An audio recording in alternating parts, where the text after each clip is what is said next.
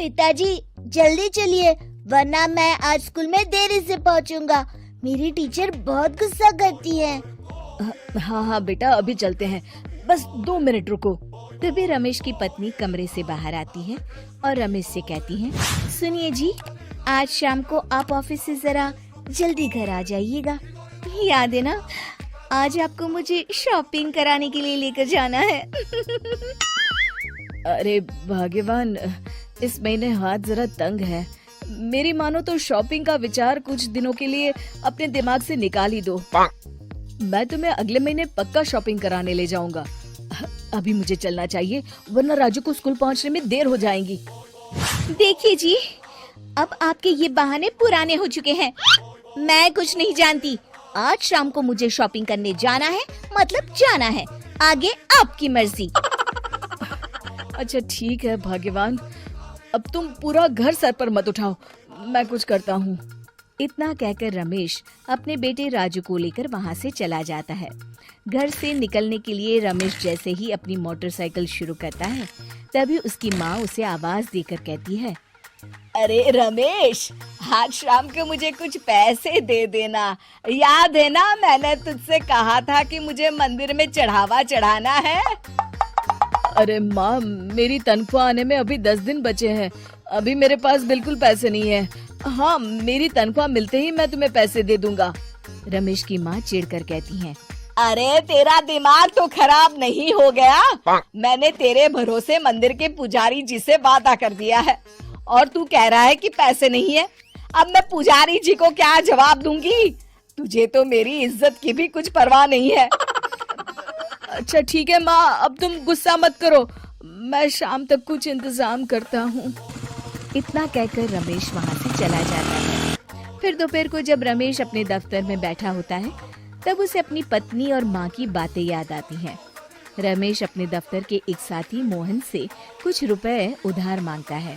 अरे भाई मोहन, मेरा एक छोटा सा काम कर दो, मुझे कुछ रुपयों की सख्त जरूरत है। मुझे कुछ दिनों के लिए क्या तुम रुपए उधार दे सकते हो? अरे रमेश भाई, मैं तुम्हें पैसे उधार तो दे सकता हूँ, लेकिन मुझे वक्त पर पैसे लौटा देना। वैसे भी मेरा मानना है कि दोस्ती यारी में कभी पैसों का व्यवहार नहीं करना चाहिए। ये कहावत तो तुमने सुनी ही होगी कि उधार प्रेम की कैंची है। मैं नहीं चाहता कि पैसों को लेकर हमारा रिश्ता खराब हो। अरे मोहन, तुम बिल्कुल चिंता मत करो, मैं तुम्हारे पैसे वक्त पर लौटा दूंगा। फिर मोहन रमेश को पैसे दे देता है। शाम को घर आकर रमेश कुछ पैसे अपनी माँ को देता है और साथ ही अपनी पत्नी को भी शॉपिंग कराने बाजार लेकर जाता है। रमेश की पत्नी और उसकी माँ का स्वभाव जरूरत से ज्यादा खर्चीला होने के कारण दोनों हमेशा बेवजह पैसे खर्च करती हैं। फिर एक दिन, सुनिए जी, अगले हफ्ते हमने छुट्टियों में कहीं बाहर जाने का प्लान बनाया था। आपने पैसों का इंतजाम कर लिया ना? अरे अभी कहाँ, अभी तो मेरे पास बिल्कुल पैसे नहीं है। हम कभी और चले जाएंगे। देखिए जी, मैंने सभी सहेलियों से कह दिया है कि मैं बाहर घूमने जा रही हूँ। अगर मैं नहीं गई तो सब मुझ पर हंसेंगी। आप कहीं से भी पैसों का इंतजाम कीजिए जी। इतना कहकर रमेश की पत्नी वहाँ से चली जाती है। वहीं दूसरी तरफ रमेश की माँ भी तीर्थ यात्रा जाने की जिद करती है और रमेश से पैसे मांगती है। फिर अगले दिन रमेश एक सेठ से पैसे उधार लेकर अपनी पत्नी और बेटे को घुमाने ले जाता है और अपनी माँ को भी तीर्थ यात्रा पर भेज देता है।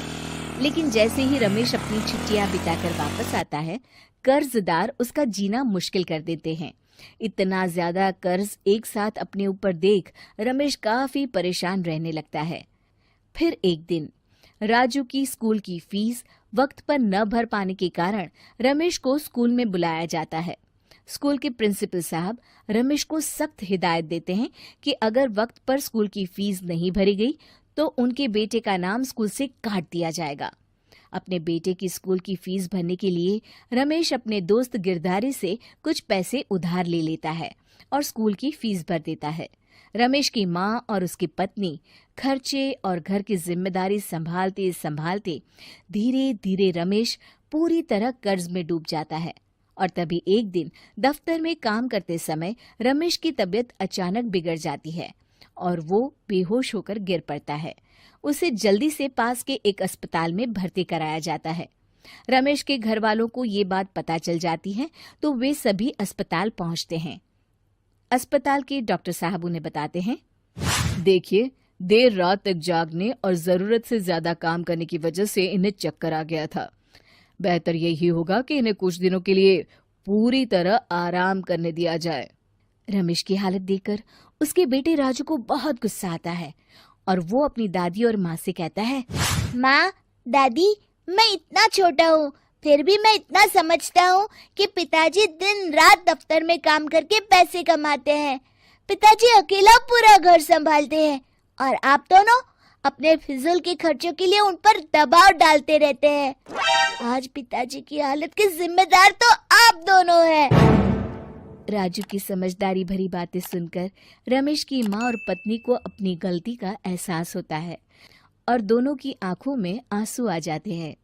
फिर कुछ दिनों के बाद रमेश की तबीयत एकदम अच्छी हो जाती है और वो पहले की तरह अपने काम पर जाने लगता है। रमेश की माँ और पत्नी अब उसे किसी प्रकार की कोई तकलीफ नहीं देते और ना ही उससे किसी चीज की मांग करते हैं। फिर देखते ही देखते रमेश अपने कर्ज के सारे पैसे चुका देता है। उसकी जिंदगी पहले की तरह अच्छी हो जाती है और वो अपने परिवार के साथ खुशी खुशी रहने लगता है।